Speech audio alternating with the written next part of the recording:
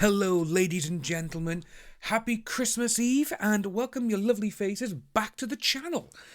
Well, we're going to take a look at something today which caught my eye, and this is a very, very interesting topic because it involves Jack Sparrow, Pirates of the Caribbean, and Disney. Let's get into it.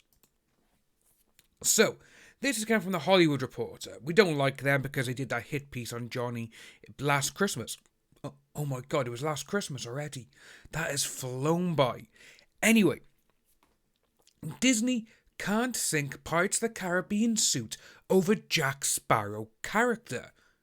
A California federal judge found there's a genuine issue of material fact as to whether similarities between a 2000 spec script and the original 2003 film are merely pirate tropes. So, this is what's been happening. Disney's latest attempt to sink a lawsuit over the Pirates of the Caribbean franchise has been scuttled by a California judge. Bring that in closer for you guys. In November 2017, Ailey Alfred II and Ezequiel Martinez Jr., I hope I'm saying that correctly, if I'm not I do apologise, they sued Disney over the franchise. The duo claims their spec script defied pirate tropes by having Davy Jones be funny instead of fearsome, and their work was plundered to create Jack Sparrow after their producer sent it to Disney. Disney seemed to have defeated the suit in May 2019, when District Court Judge Consuelo B. Marshall granted its motion to be dismissed, finding the similar elements between the 2000 spec and Pirates of the Caribbean The Curse of the Black Pearl were largely unprotectable generic pirate fare. But in July of 2020, the matter was revived by the 9th US Circuit Court of Appeals, which found the screenplay shares sufficient similarities with the film to survive a motion to dismiss. That has got me quite interested in this because, for one, if they're saying it's similar to what Jack Sparrow was, this would kind of put a damper on when Disney were like, well, Johnny Depp did all of this, he's the one who brought it forward. It's like, well, did he or didn't he? But to me, it's like everyone has said, no, Johnny Depp created Jack Sparrow. He created the whole character. It is Keith Richards, obviously, Pepe Le Pew and all these people into one. What would they be like as a pirate? To be honest with you, with these two people who are suing Disney, which, to be honest, I do find it's absolutely amazing karma, because they got rid of Johnny Depp from the series, which created it as a multi-billion-dollar franchise. And now this duo are like, actually, we wrote this first, and you've just taken it. But if that is the case, that's sad to see, because you do hear it happens a lot in Hollywood with these scripts. So, going back to it, the appeals court found it premature to definitively determine the similar elements are unprotectable and additional evidence and expert testimony would help. States the opinion, this would be particularly useful in this circumstance, where the works in question are almost 20 years old and the blockbuster Pirates of the Caribbean film franchise may itself have shaped what are now considered pirate movie tropes. Alfred and Martinez filed an amended complaint, and now Marshall has denied Disney's motion for summary judgment because of conflicting expert testimony. While Disney had argued the writer's expert is unfamiliar with the pirate genre and the legal analysis used to evaluate substantial similarity, notes Marshall, these arguments go to the weight of plaintiff's expert report, and the court cannot weigh evidence on summary judgment. Plaintiff's expert opined that the parties' work are substantially similar and have original elements in common, whereas defendants' expert opinions that the parties' works are not substantially similar and common elements in the parties' works are common in the pirate genre, generally, writes Marshall in the order, which is embedded below.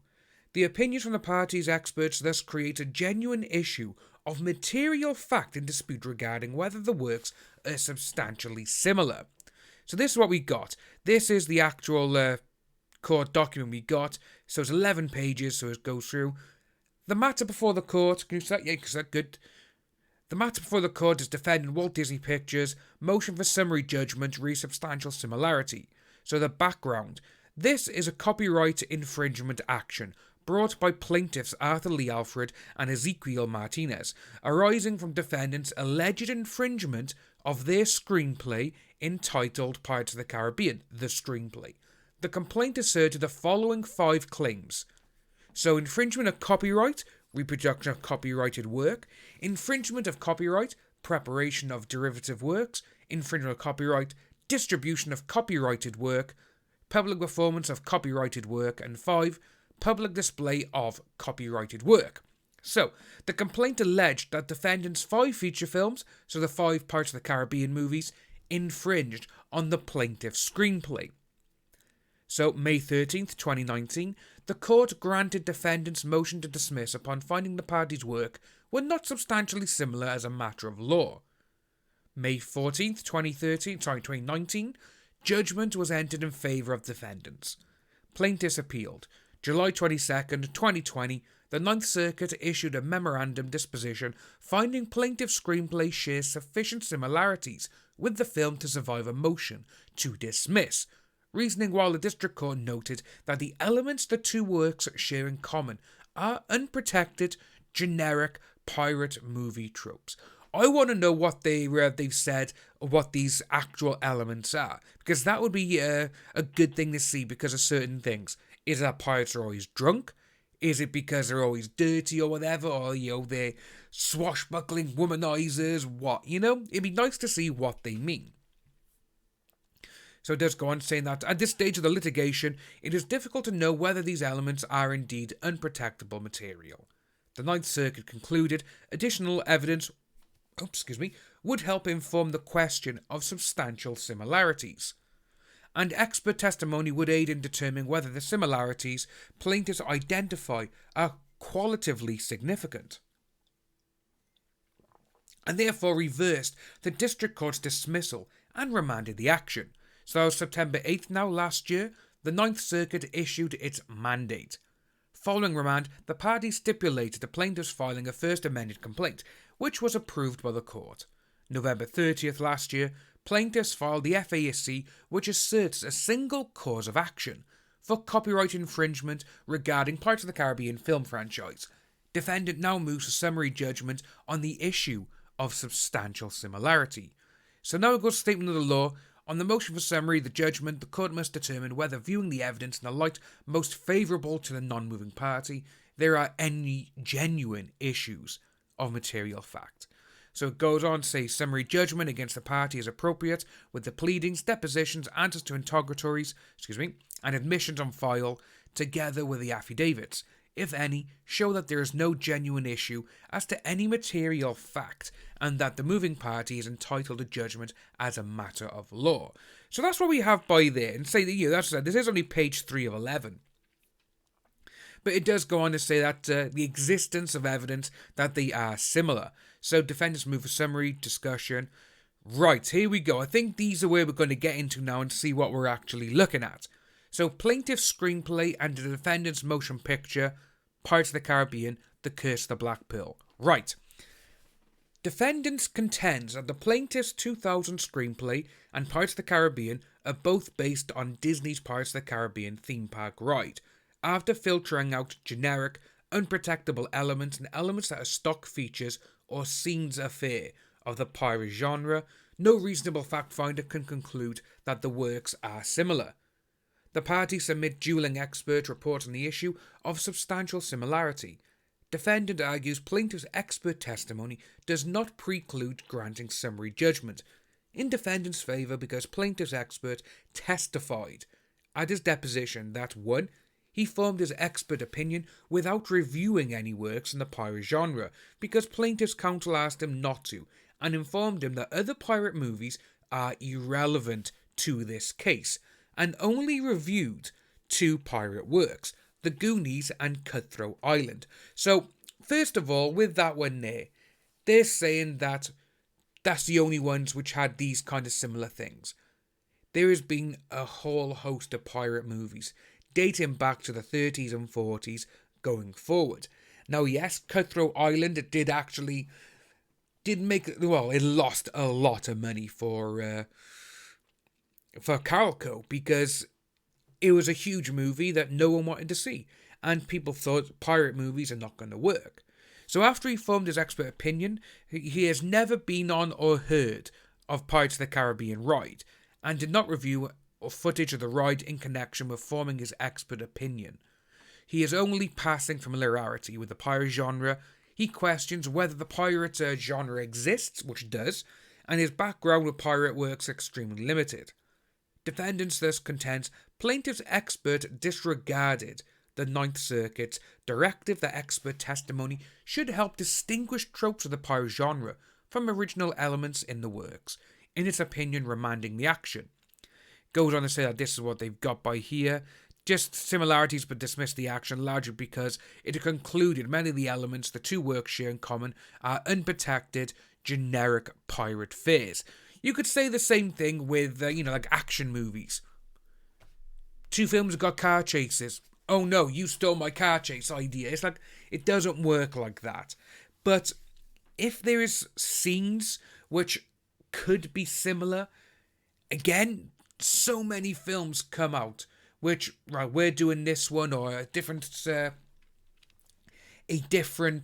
production company could do a similar thing.